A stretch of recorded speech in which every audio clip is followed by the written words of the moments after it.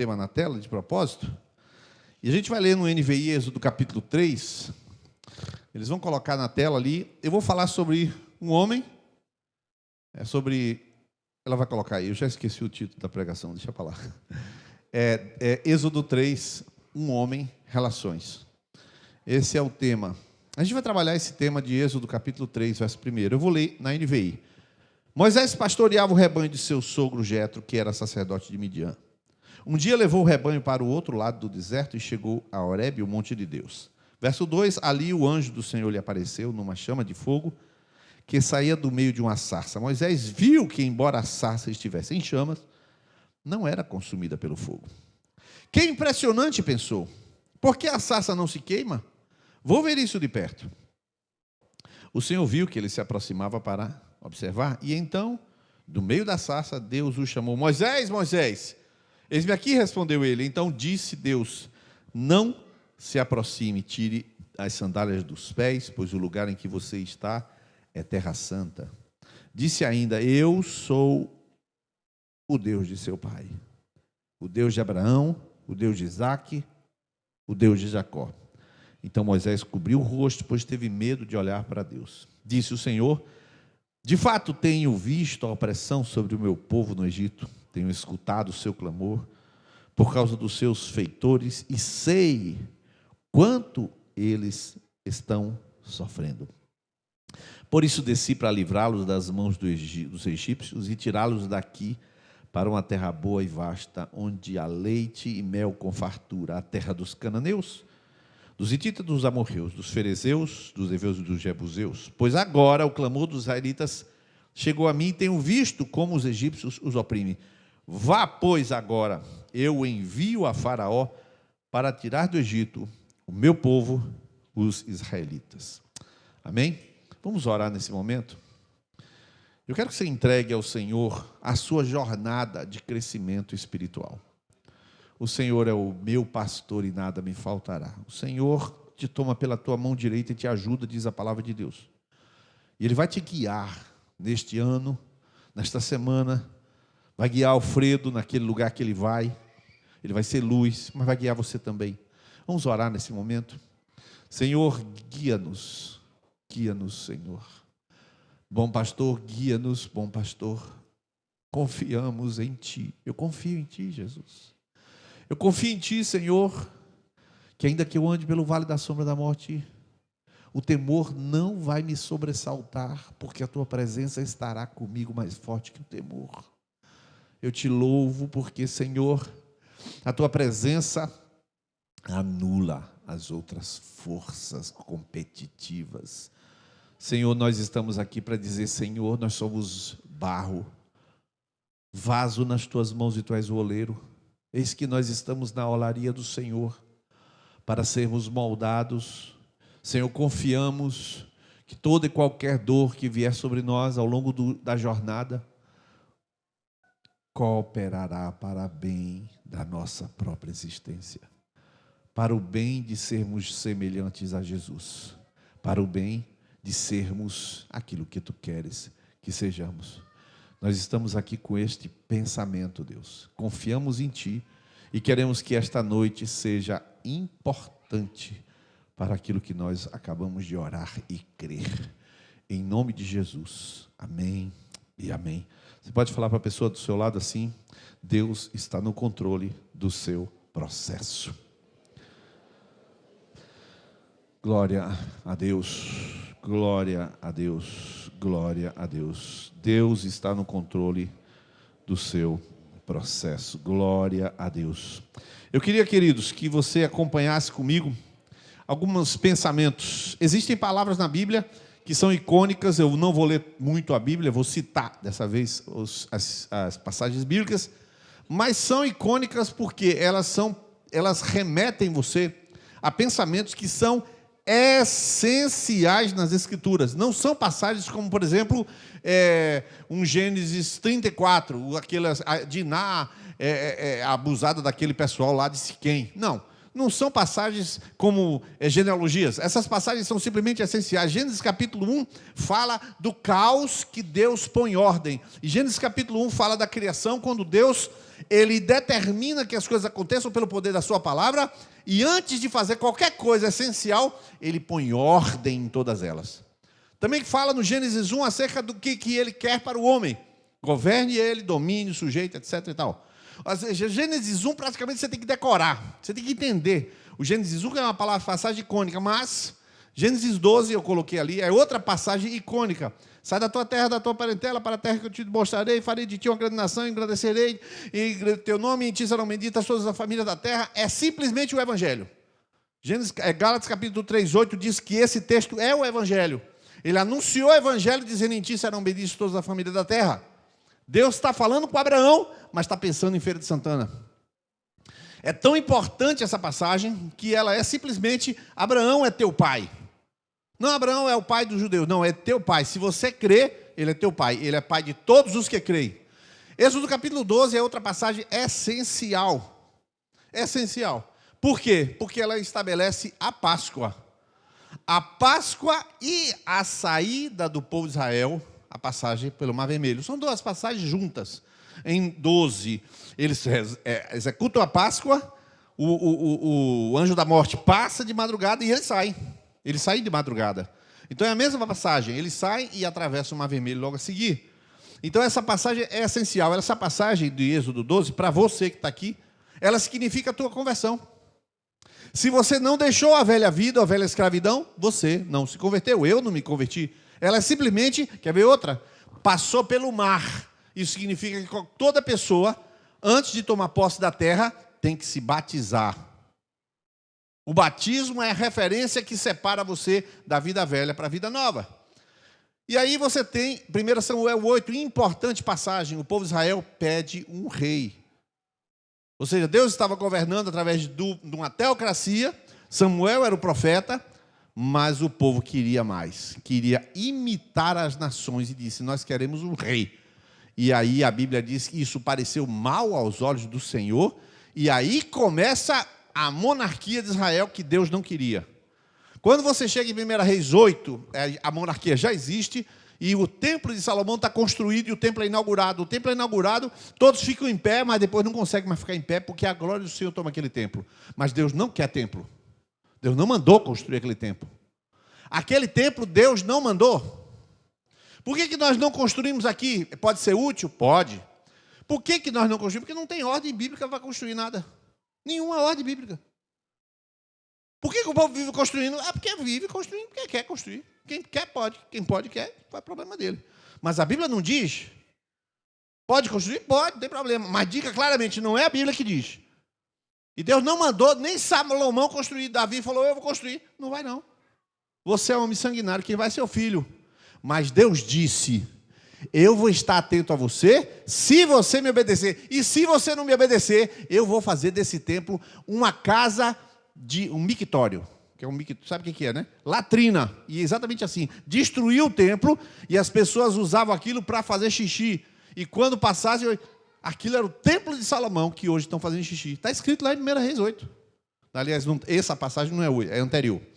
Então, assim, essa passagem é muito importante para você compreender. Mas quando chega no 12, Salomão morre e o reino é dividido. Ou seja, uma monarquia é o homem reinando. E o homem reinando não dá 100 anos, divide.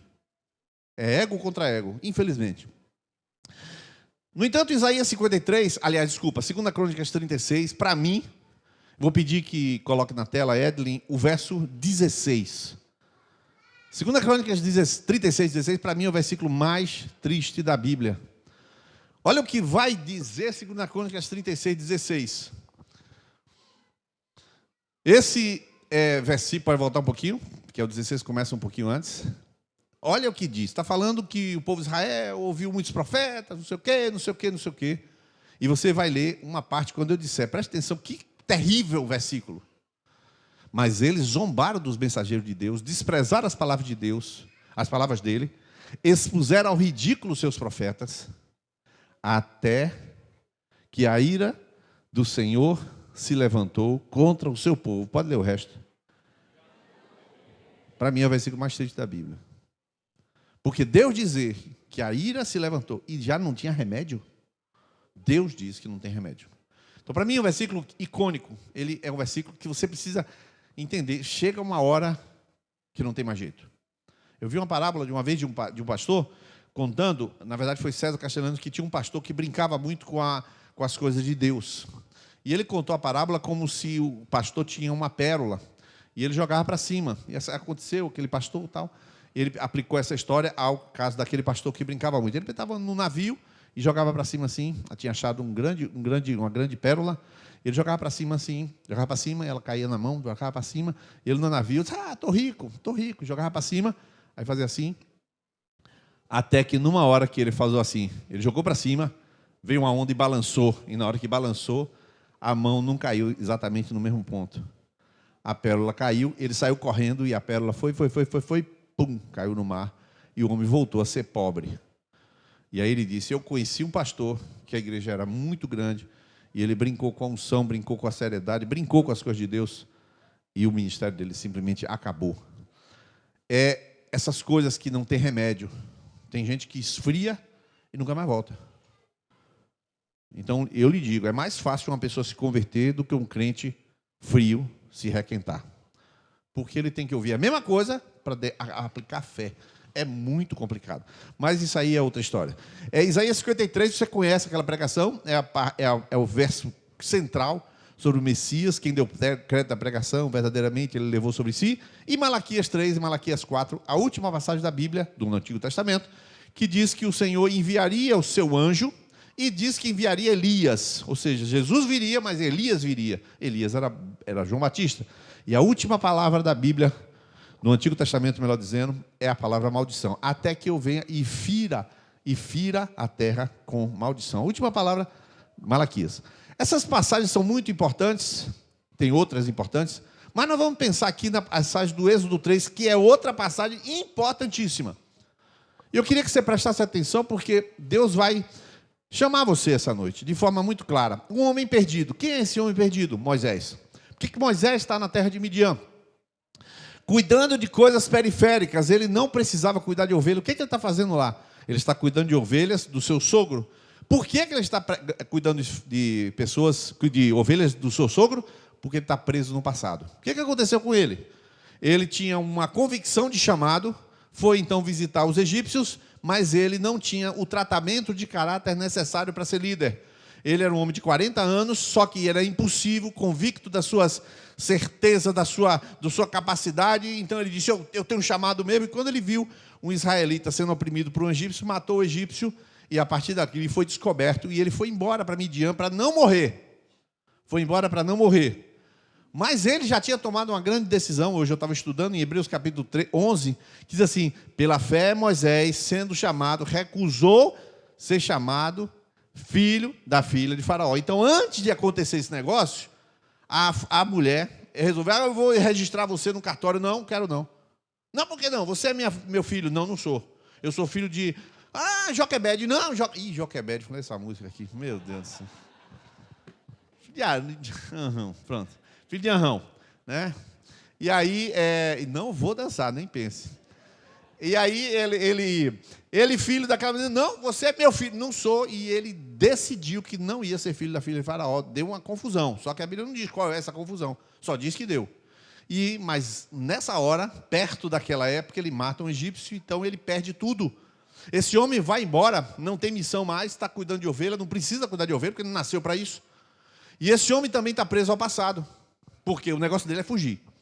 Terra de Midian fica embaixo, assim, mais ou menos embaixo da Jordânia, mais ou menos assim, entre Eilat, entre Israel e a parte final, onde tem deserto. É uma parte superior do deserto. Só que tem um povo sofrendo, irmãos. É a segunda parte que está ali no texto. Esse homem está alheio à realidade espiritual. Não conhece o tempo, não conhece o processo e sequer sabe o que está acontecendo com ele. Porque, vamos ser sinceros, Moisés não sabe se a vida dele vai para frente ou para trás. Ele só fugiu, mas ele não sabe o que vai acontecer. Deus não disse assim: você vai libertar meu povo depois que fizer 80 anos. Não disse. Como Deus não diz para ninguém os nossos processos.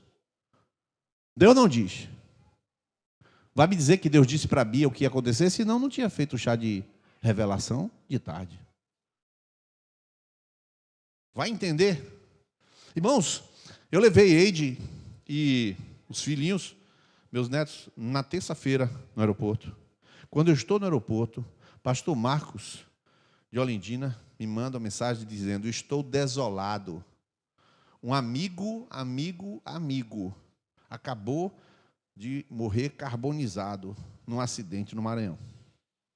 Eu falei, o quê? E aí ele manda a foto do cara dentro do carro e um vídeo do cara morrendo queimado. É um pastor, e eu não sabia. Depois ele mandou outro áudio e disse assim: eu trabalhei com esse pastor, eu fui co-pastor dele. É meu amigo, presidente da convenção de lá. Ele bateu o carro, quebrou os dois braços e as duas pernas, ficou preso, não conseguia nem sair porque estava tudo quebrado. E o pessoal ficou com medo de explodir o carro e está lá o vídeo, pegando fogo, e ele queimou carbonizado, morreu carbonizado. Aí ele disse assim: eu tenho que rever meus conceitos, não sei o quê, e falou, estava desolado. Aí eu falei assim, tá terrível, né? Aí eu falei assim, meu querido, aí pode ter certeza que muito breve vai ter uma explicação. Mas não é pouco não, é muito breve. Vai chegar uma explicação logo, você vai entender logo. Deus não faz algo desse sem revelar o que foi. Agora, ele não diz antes. Ele não disse antes, eu vou matar, não fala isso. De quem é aquela vida? De Deus. Por que Deus fez porque é torturador? Não, Deus fez porque é Deus, que é dono. Depois de um tempo você entende. Aquele camarada estava à beira de um precipício moral, de um precipício espiritual. A igreja, enfim, ninguém sabe, mas vai saber. Porque Deus revela. Então assim, a gente não sabe, e Moisés não sabia o que ia acontecer com ele. Não sabia se a vida dele ia para frente ou tinha acabado. Mas acontece um sinal. Acontece a sarça arder, Moisés se aproximar, a sarça vira um lugar santo, tira o sandália. Quem foi que tomou a iniciativa de chamar Moisés? Quem foi? Deus. Irmãos, isto é determinante. Deus não está alheio aos processos e acontecimentos, que Ele vê tudo. Deus não está alheio a nada, não está alheio à sua doença, não está alheio à bronca que você tomou do seu chefe, não está alheio ao processo que está preso na justiça. Deus não está alheio a nada. Algo está acontecendo, mas Deus não tem a obrigação de dizer, e nem disse que dirá quando a gente quer. Nem tem na Bíblia isso.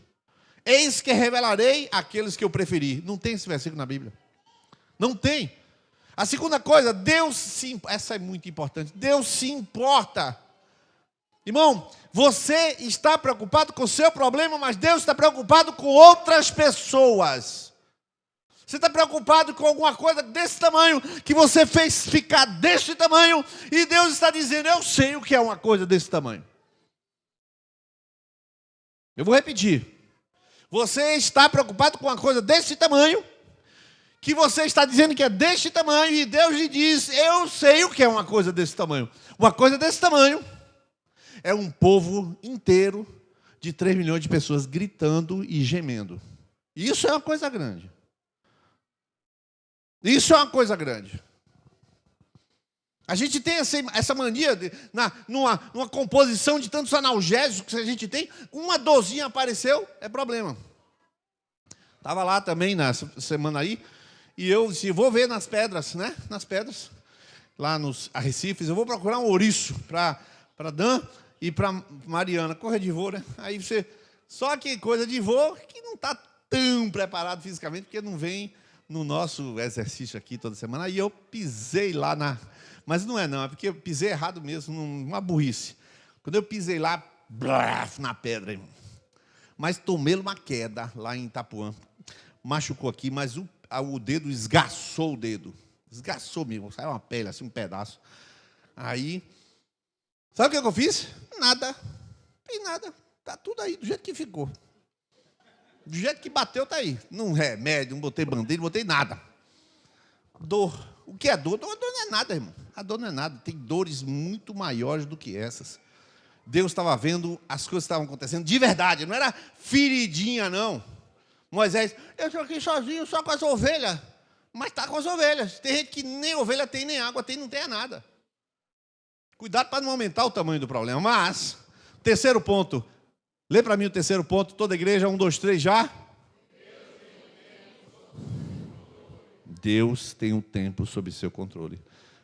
Deus tem um tempo sob seu controle. Deus tem um tempo, não é, Juliana? Deus tem um tempo de abrir a porta. Deus tem um tempo de lhe preparar para ver a porta aberta. Deus é quem toma iniciativa no curso da história. Irmãos, é tão importante isso. Irmãos, é tão importante. Não é a minha oração. Meu irmão, minha oração não muda Deus. A minha oração muda eu. A minha oração não muda a Deus. Você acha que Deus vai ficar em dúvida? A pessoa, aí aumenta o número de pessoas. Aumenta o número de pessoas orando. Deus, ih, rapaz, agora estou ferrado. Nesse plano, não, esse plano não. Gabriel, me dá. Não, rapaz, está orando lá, me atrapalhou todo agora. O Espírito Santo, você acha que é assim que funciona no céu? Não, querido. O Espírito Santo comunica como orar. Para a gente orar como convém. E a gente vai orar e tenta orar, só que a gente não quer orar o que tem que orar. Mas o Espírito Santo, assim, essa oração não funciona. E você tem que se ajustar para pedir como convém. Então, a oração não muda Deus, a oração muda a mim.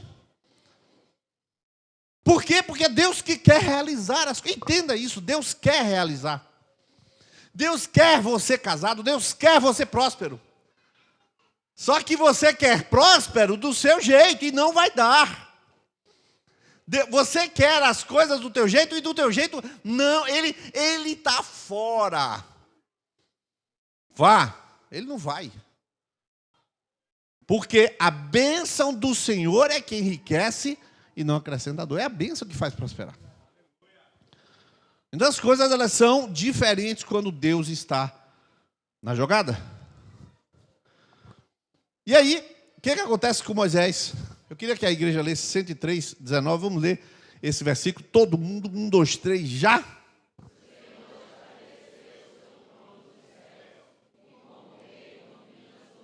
Eu quero que agora você feche seus olhos e agradeça porque Ele governa a sua vida. Olha aí, 30 segundos de oração. Senhor, Tu governas. Tu governas a minha agenda, Tu governas a minha saúde, Tu governas a minha família. Não são as minhas opiniões que vão converter ninguém. É o Teu poder. Não são, Senhor, as minhas preocupações que vão mover a Tua mão. É o Senhor que já quer mover a mão. Deus já quer mover a mão. Aleluia.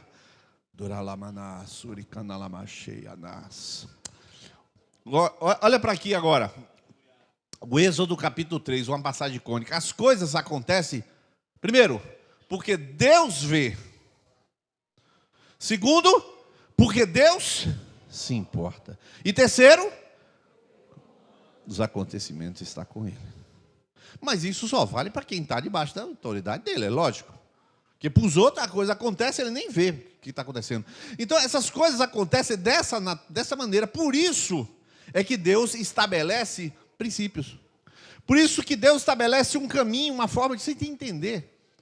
Irmãos, eu tenho visto vários testemunhos, eu repito aqui, eu não posso contar a maioria dos testemunhos. 90% dos testemunhos que falam não pode contar. Porque envolve terceiros ou envolve coisas pessoais. Ou a pessoa vai contar e nem deve contar necessariamente no microfone. Hoje eu estava atendendo um pastor e eu falei uma expressão lá para ele. Rapaz, o que é isso? Você me tirou da... Meu Deus, eu estou em pé aqui agora. Isso eu falei, mas isso não se prega, cara. Isso se fala individual. Nem tudo que você gostaria de ser... Nem tudo que você crê que ser verdade, você pode falar em microfone. Os testemunhos não dá. Mas todos os testemunhos das coisas que estão acontecendo, todos são ajustes segundo a vontade de Deus. Todos. A prosperidade, a ida, por exemplo, de Beta de Mari, um exemplo simples. Houve um ajustamento naquela família. Deus falou, vem cá, filho, agora contigo. Pum, puxou. Todos os casos. Né, Santa Ana Lúcia? Todos os casos. Então aqui, Deus criou, veja só, eu vou falar de forma metralhadora aqui para você entender. Deus criou o homem para reproduzir relações. Preste atenção, porque você pode achar que a videira é a melhor igreja, é isso e aquilo. Nada disso. Nada disso. A igreja tem um estilo, nada de estilo. Aqui tem um jeito, nada de jeito. É Deus que tem o jeito, Deus tem que ter a ordem, Deus tem que ter o caminho. Se alguém vai ou não vai, é outro problema. Não existe isso, eu quero que você entenda isso. Não compare videira com ninguém. Não compare. Compare a Bíblia com a sua vida. Se estamos vivendo, ótimo. Deus criou o homem para reproduzir relações. Por que motivo? Porque Deus desenvolveu com ele uma relação no Jardim do Éden. Está lá escrito em Gênesis 3:8, que à tardinha, o Senhor passeava à tardinha para conversar com Adão e Eva. Por que Deus precisa conversar se ele já sabe a notícia do jornal do outro dia? Ele vai conversar sobre a eleição do presidente Trump. Nem tem Trump vivo, mas Deus já sabe quem vai ganhar. Então não tem assunto para conversar com Adão e Eva. Tem sim. Tem sim. Tem a troca afetiva. Tem a troca de impressões. Tem a troca do eu total com o eu total. Tudo bem? Quando eu pergunto a você, tudo bem? Você não precisa dizer, espera um pouquinho.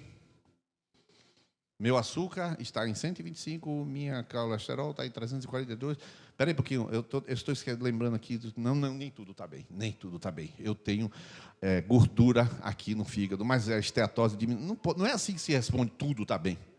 O tudo está bem tudo bem. Que bom que você se importa e pergunta como está bem. Que bom que você pergunta. Que bom que alguém se importa comigo. Essa é a finalidade da pergunta e a finalidade da resposta. Alguém pergunta porque alguém se importa comigo. Alguém se importa com Deus e Deus se importa com Adão.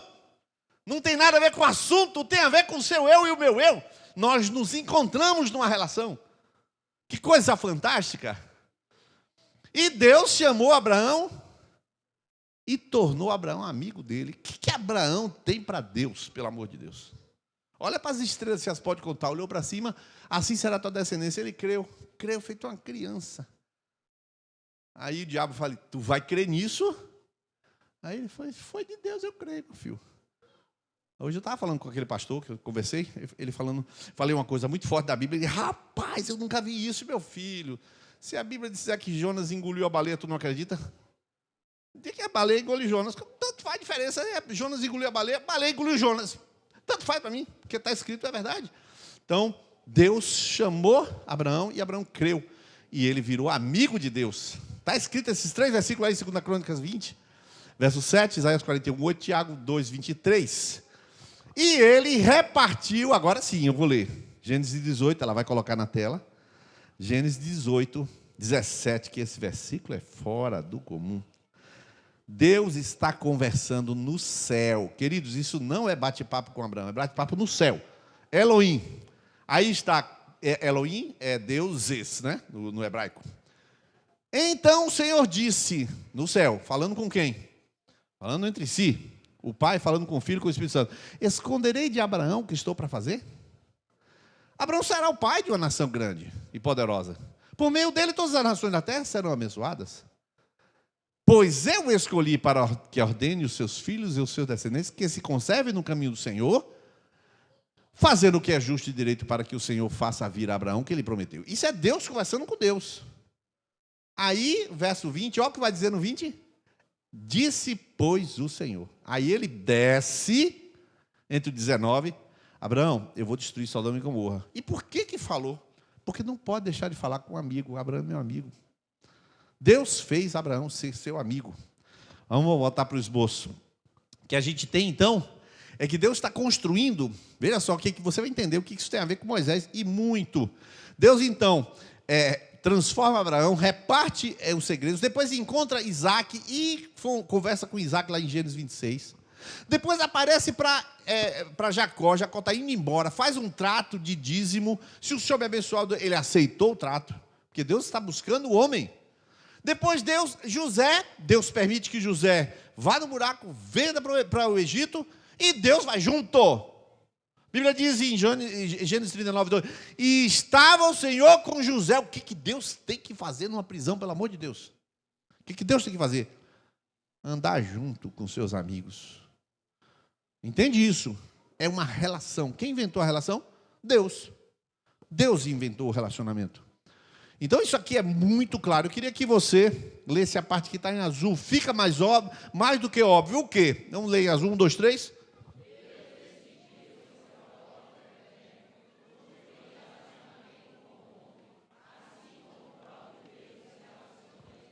entre si. Deus decidiu construir relação.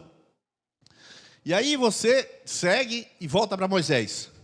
Temos Moisés sozinho, tal como Abraão, Isaac e Jacó. Os três estão sozinhos no respectivo momento. O que acontece? Deus então vai até ele e se apresenta na sarça. Porque Deus se importa com o quê? Diz aí. Com o quê? Quem foi que foi até Moisés? A rede social? Não. O próprio autor da rede social. O próprio Deus foi lá conversar com ele. Moisés, o próprio Deus foi tirar Moisés da solidão. Irmãos, deixa eu falar uma coisa aqui. Não vou continuar, só um pouquinho. Para eu falar esses comentários. Deus manda alguém para andar com Moisés. Moisés falou, eu não tenho capacidade. Deus falou, não tem problema não, eu vou mandar Arão. E Arão, então, anda com Moisés. E assim, a gente lê essa frase, 1, 2, 3, já, vamos ler? Da falta de propósito e das prisões do passado. Prisões do passado, por quê? Porque Deus disse a ele, já morreram todos os que procuravam a tua morte. Só que ele não sabia. Ele estava preso numa mentira. Estava preso na mentira. Irmãos, deixa eu falar um negócio. Eu vou usar a figura aqui de Tâmara, Gisele, né? Vou usar a figura de Tâmara, de Danilo e de Gisele. 3 pessoas que recentemente estão na videira. 3 pessoas. Gisele, Elias, Mari, estão ali atrás também. Meus irmãos, sem perguntar, essas pessoas estavam sozinhas. Essas pessoas estavam sem atenção. Eu não estou perguntando, não, estou afirmando. Sou doido, né? Falar um negócio desse. Não, mas Mari, todo mundo gosta de Mari, todo mundo fala com Mari. E quem entende o coração de Mari, e quem ouve os sentimentos de Mari, e quem ouve Elias e o compreende, quem? Deus vê Danilo, e Deus valoriza e vai até ele. Deus se importa com cada... Irmãos, isso é a própria essência do porquê Jesus desceu à terra. Ele desceu porque Ele ama você. Dias atrás eu estava conversando com Fátima, e ela, falando dos crescimentos dela, eu falei, lembra, Fátima? A gente ficava conversando lá no galpão, aí o pessoal chama aquela sala da justiça. Ficava horas conversando na sala da justiça. Aí eu falava assim, e você é isso que é hoje? Como chegou a ser? As transformações. Deus apareceu para aquela moça lá do interior de Serrinha, imagine. Serrinha já é interior. Agora imagine interior de Serrinha. O que é isso? Não tem nem nome. Tem nome aquela região? Tem, eu sei que tem, claro. Tem que tirar onda com quem pode. Aí, ela vai... Deus tira ela de lá, porque se importa. Conhece a história dela? Procure saber a história dela. É fácil a história dela? Não é fácil, não. Deus chegou... Eu sei como foi que Tâmara, uma pessoa alcançou Tâmara. Foi lá comprar uma planta e se importou com ela. Foi ou não foi assim? Foi comprar uma planta e se importou com ela, está aqui. Irmãos, as pessoas estão precisando de alguém que as veja. Todo mundo olha, mas ninguém vê. Olhar, todo mundo olha. Mas é ver o coração, olhar no olho do garçom e falar, você está bem? E o cara sente. Mateus estava lá em casa ontem, Mateus e Izzy, e ele contando alguns casos de pessoas de farmácia.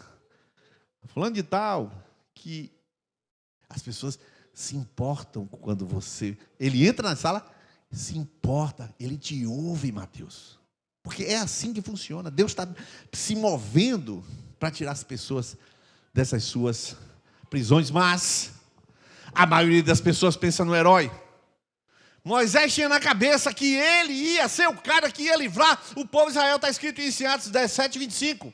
Ele tinha convicção e foi lá e matou o egípcio. Ele quer ser herói, porque, na verdade, Deus me chamou. Irmãos, quantas vezes você já ouviu alguém dizer isso? Deus me chamou. Eu tenho um chamado. Eu tenho um chamado para a África. Eu tenho um chamado. Quem é eu? Quem é eu? Eu só conheço um eu. Eu sou o que sou. O cara fala, eu tenho um chamado. Quantas pessoas acreditam que Deus levantou eles para mudar o Brasil? Eu já fui em marcha, meu irmão. Eu já fui em marcha para mudar o Brasil. Porto Seguro. Esquerda à direita, eu piso no diabo. Levanta o pé. Esquerda à direita, e você baixando e o Brasil vai mudar com sua marcha. porque um cara disse que Deus levantou ele para mudar o Brasil. O que é isso, irmão? O que é isso? O cara não sabe o que é esse complexo de herói, igual de Moisés. O cara acha que Deus vai pegar ele. Deus humilhou Moisés. Quando Moisés não queria, Moisés virou gago. Em capítulo 7 diz que era eloquente. 40 anos. No capítulo 3 de Êxodo, 80 anos, em 40 anos ficou gago. Ele não era mais o cara. Porque no reino de Deus não tem o cara. No reino de Deus não tem o cara. No reino de Deus, o cara já está ocupado o lugar. Se chama Jesus Cristo. Não tem herói, não tem Billy Graham. Se necessário, Deus mata Billy Graham, mas não vai dar o lugar, a glória, a honra de Jesus para Billy Graham. Não vai acontecer isso. E nunca vai acontecer isso. E aí Moisés vai julgar o povo. Olha só, para você entender o que é relacionamento. Moisés vai julgar o povo, e ele se assenta, e a Bíblia diz no dia seguinte, se assentou para julgar o povo, lá em Êxodo. E aí o sogro dele está perto dele, ele começa a julgar, e o povo ficou em pé, naquele sol do deserto, para ouvir Moisés. E ele lá. Aí o sogro olhou assim, o sogro nem era judeu, falou assim: Moisés, o que tu está fazendo? E lá embaixo, ó, a palavrinha no verso 17: o que você está fazendo não é bom. Mas Moisés, como tem um complexo de herói, o que ele faz? É tudo nele. Não, eu vou julgar. Faz a fila aí. A fila de quantos? 2 quilômetros. O povo desmaia, azar do povo, vai comer melhor. Mas para me ouvir, um homem de Deus, o cara brilha tudo aqui. O cara que nem crente era, falou: cara, tu é doido? Divide o povo. E aí, esse texto eu botei. Vamos ler esse texto aqui, em Mateus, Êxodo 18, verso de número 21. Vamos ler? 1, 2, 3.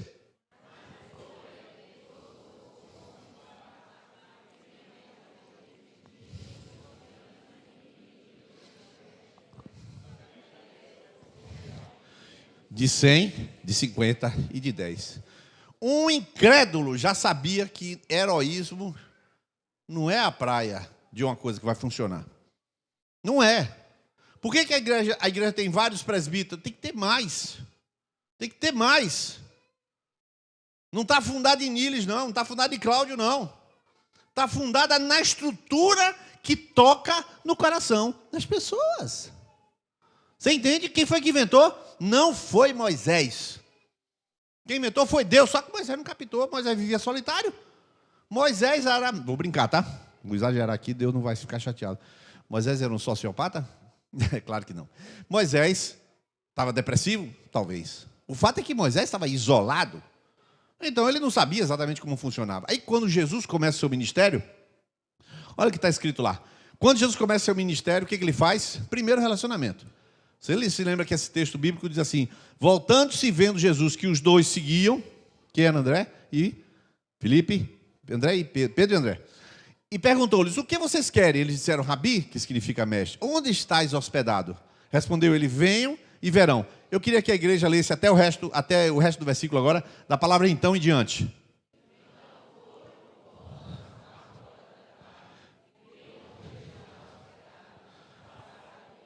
Primeira coisa que aconteceu com os discípulos, antes de ser chamado, se tornaram amigos de Jesus. E aí Jesus faz o quê? Marcos 3, 14 e 15. Mesma coisa.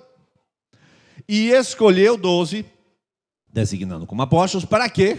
Diz aí o que está escrito? Estivessem com ele. Depois vem a missão: pregar e expulsar demônio. Isso é o que vão fazer. Mas o que eles vão ser? Amigos de Jesus. Então, você vê claramente, agora para finalizar, você vê claramente que Deus, e agora sim, que Deus é trino, Pai, Filho e Espírito Santo. Jesus disse: eu e o Pai somos um.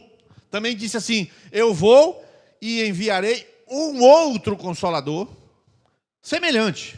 Então a Trindade é o quê? Antes de existir qualquer coisa, disse Deus: façamos o homem. Façamos é o quê? Plural. Deus é um relacionamento. Diga: Deus é um relacionamento. Se você é uma pessoa que tem dificuldade com as pessoas, de conversar, de se interessar, de amar, de se importar, você está doente. Espera aí, vou repetir para não dizer, Porque você pode, né, voltar. Pum, voltou. Mas eu vou repetir.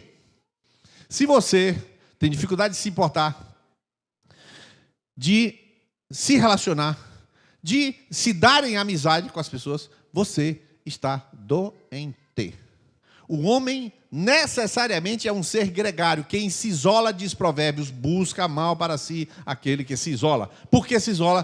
Tem algum motivo de doença. Doença espiritual, doença de egocentrismo, tarará. Porque a vida, a trindade é relacionamento, e a vida com Deus é relacionamento. Observe bem. Você já deve ter feito isso. Você está no WhatsApp e recebe uma mensagem. Né?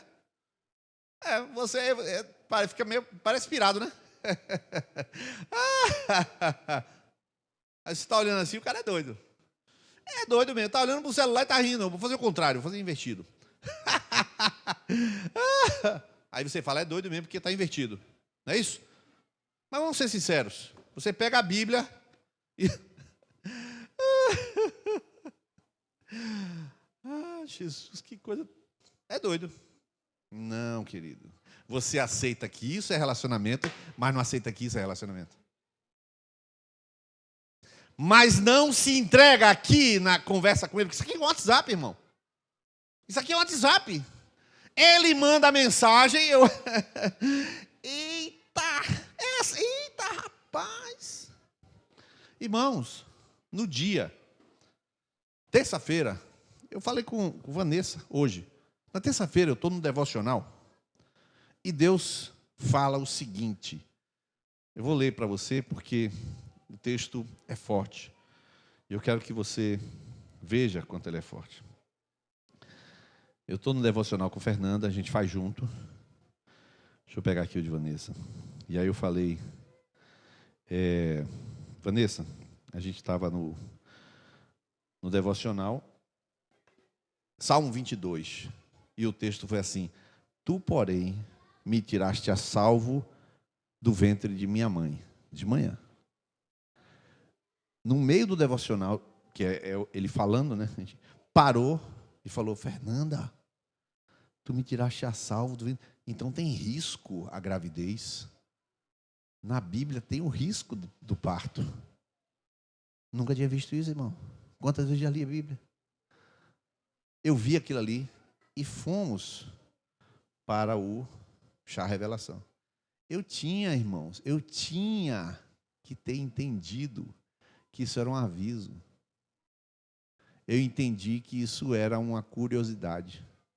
Não captei. Era o WhatsApp de Deus dizendo, filho, estávamos lá no chá revelação, o bebê já estava morto. Mas Deus já tinha me dado o recado. Para mim e para ela. Então você observa, Deus está falando. É o WhatsApp de Deus. Está mandando a mensagem. Mas não, a relação não é. Não é relação.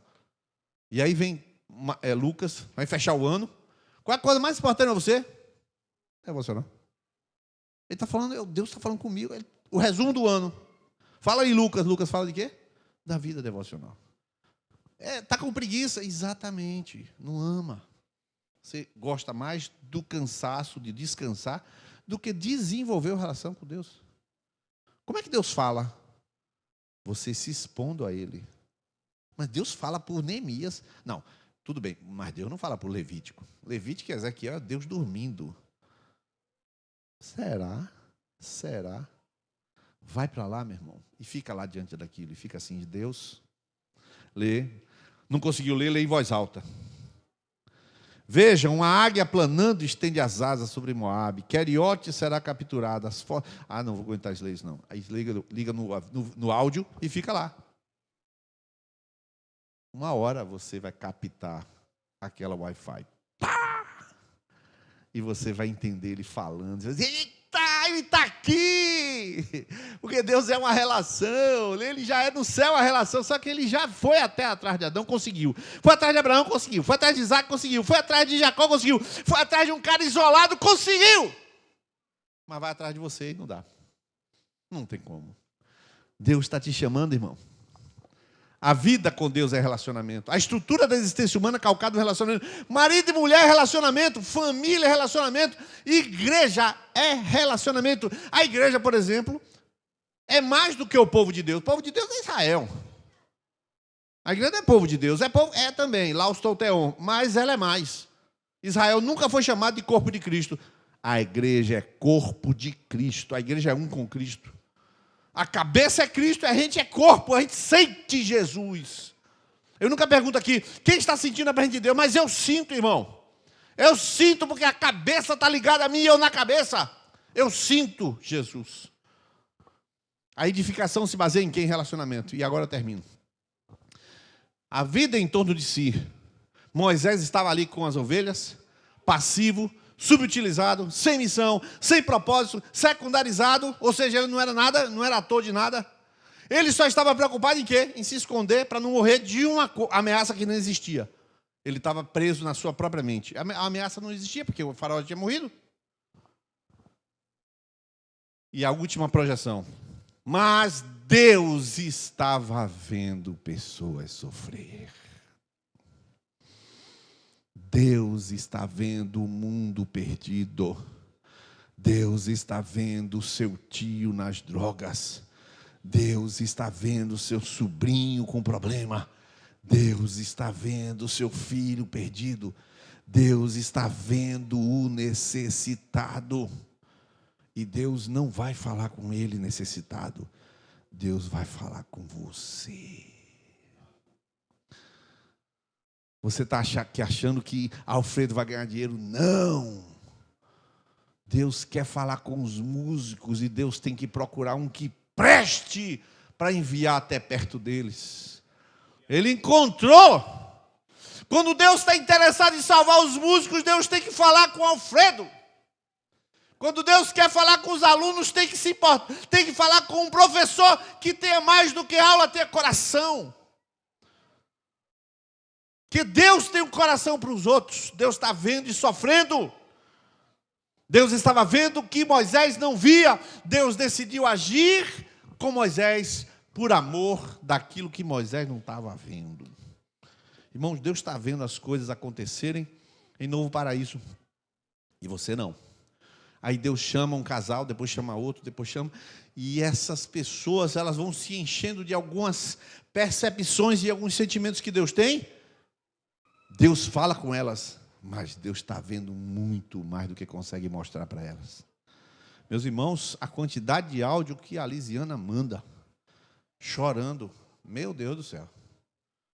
Meu Deus do céu, é áudio chorando e liga chorando, e esse povo precisa de mais. Quarta-feira, de hoje a 8, de hoje a 7, né? O ministério 1 Coríntios 13 vai lá. Fazer o quê? Sentar e ficar ouvindo aquelas crianças abusadas sexualmente. Vai ouvir. Miguel está prestes a voltar, Miguel de Gabriel. Por quê, irmãos? Porque Deus se importa com Miguel. Deus está vendo Miguel onde ele está, meu Deus do céu. Eu oro todo dia para o Miguel. Só que eu não tenho controle do tempo. Eu queria ter, não. Mas Deus se importa com Miguel. É isso que eu quero falar contigo. Deus está se importando com vidas e você está preocupado em não morrer? Em não morrer? Tu é louco? Cadê teu propósito? Em guardar dinheiro? Em preservar a sua vida? Eu estou me preparando para morrer. Por que você vai morrer? Ué, quem não vai morrer, irmão? Jesus morreu, por que você não vai morrer? Pelo amor de Deus. Muito breve eu vou mandar todas as senhas de banco para Nílis, para Rafael. Já tudo preparadinho. Vai morrer. Ué, você não vai morrer, não? Vou fazer aquilo que é sábio, não vou prejudicar meus problemas. E, meu Deus do céu, Nílis morreu. Olha o problema agora, aquela casou. Não, vou deixar tudo arrumado. Fique tranquilo, não vai resolver problema para ninguém. O que eu quero dizer é que eu vou morrer vazio. Eu quero que a minha vida seja usada, gastada. Que saia eu do mundo vazio. Por quê? Porque o Senhor, quando apareceu para mim, Ele estava vendo um monte de necessidade. E um dos necessidades que Ele estava vendo é você que está sentado aqui essa noite. É por isso que você não pode reter a sua vida. O Senhor está chamando você. O Senhor está chamando você essa noite. Eu queria que você ficasse em pé. Jonatas vai tocar o que ele quiser tocar aí agora. nem que seja dedilhado. Eu vou repetir aquilo que está escrito na tela. Deus estava vendo pessoas, famílias, vizinhos, a queimadinha. Deus está vendo jovens. A maioria de vocês não tem tantos amigos incrédulos. Tem alguns. Mas você já não anda com aquela galera da pesada, né? Você não... Espero que você tenha abandonado a droga, claro que... Você só estaria com um monte de amigos se estivesse fumando, né? Você se afastou, você não está tão próximo da turma. Mas essa turma está precisando de Jesus. A queimadinha está precisando de Jesus. A sua rua está precisando de Jesus. Seus companheiros estão precisando de Jesus. A galera precisa e está sofrendo. Casamentos estão sendo destruídos. Crianças não sabem mais a sua identidade sexual. As drogas estão por aí. Generalizada. O mundo está sofrendo, gritando e clamando. Quem está vendo isso? Deus está vendo. E Ele faz o quê? Chama você. Deus chama você. Quero que essa noite, agora na hora da oração, Ele faz isso porque Ele se aproxima com você para ser seu amigo e você ser amigo dEle. Para você se aproximar de pessoas e ouvi-las. Para que você possa escutar o sofrimento de cada coração. Para que você possa dizer: sim, Senhor, estou aqui. Senhor, por favor, usa-me segundo o teu querer. Eu quero que essa noite, aqueles que quiserem dizer sim para Deus, dizer um sim para Deus: Senhor, usa-me. Meus irmãos, eu disse não sei quantas vezes usa-me para Deus. Meu Deus, eu nem tenho ideia quantas vezes eu disse: Senhor, usa-me. E eu passei vários anos achando que Deus tinha desistido de mim, porque eu estava lá nas ovelhas. Até que Deus aparece e fala comigo. Que Deus quer isso, querido, que você deixe de lado você e olhe para Deus agora falando contigo e diga para Ele: Senhor, usa-me segundo o teu querer. Aquilo que tu estás ouvindo, eu quero ser a solução. Aquilo que tu estás sabendo, eu quero ser instrumento para resolver. Eu queria que você fizesse isso, fizesse uma entrega para Deus. Você pode vir aqui à frente ou você pode dobrar o seu joelho no seu lugar. E eu vou orar agora. Vou orar agora por você. Você dobra o seu joelho aí ou aqui na frente. Mas nós vamos orar ao Senhor. Vamos orar ao Senhor. Vamos orar. Aleluia. Senhor. Senhor. Senhor. Senhor. Senhor de Adão. Senhor de Abraão. Senhor de Isaac, Senhor de Jacó, Senhor de José, Senhor de Moisés, Senhor de Davi, Senhor de Paulo, Senhor Deus de Elias, meu Pai, meu Pai, meu Pai, meu Senhor. O que dizer, Senhor? O que dizer? Se não dizer, Senhor, faz de novo, Jesus. Faz de novo. Faz de novo. Tu sabes quantos estão escravizados. Quantos Moisés estão aqui esta noite. Quantas pessoas na posição de Moisés estão aqui esta noite. Perante uma sarça, perante o Senhor. Já sabem que vão se fazer amigos. Já sabem que são teus amigos. Mas eles não estão ouvindo os gritos e os gemidos, Senhor, e Tu estás. Mas Tu contas com essas vidas, Pai. Senhor, toma essas vidas nas Tuas mãos. E agora eu vou parar de orar e Jonatas vai ficar tocando. Eu quero que você agora ore: Senhor, eu estou nas Tuas mãos, Senhor, a minha vida é Tua. Usa-me como Tu usaste Moisés. Faça a sua oração agora, pessoal. Quero que Fernanda venha aqui, por favor.